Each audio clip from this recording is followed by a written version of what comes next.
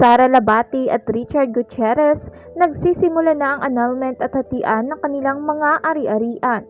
Bagamat sinabi na ni Sara Labati sa interview ng isang magazine na okay sila ngayon ng asawa niyang si Richard Gutierrez, ay umabot na umano ang dalawa sa isyong hatian ng properties.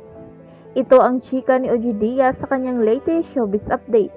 Wala raw kasing prenuptial agreement sina Richard at Sara, kaya nahaharap ang dalawa sa isyu ng hatian ng mga ari-arian bilang mag-asawa.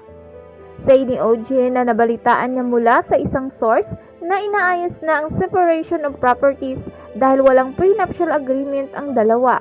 Pwede raw itong i-deny ni Richard o ni Sara. Bago ito, nauna nang sinabi ni Ogie Diaz na ayon sa kanyang source ay umabot na sa annulment proceeding sina Richard at Sara Labati.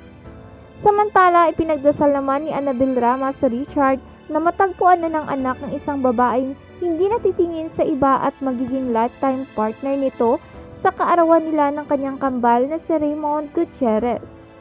Say ni Annabel, ang birthday wish ko for Chard ay good health, na ilayo sa disgrasya, makahanap ng lifetime partner na mag-take-care sa kanya sa lahat-lahat katulad ng ginawa ko kay Eduardo.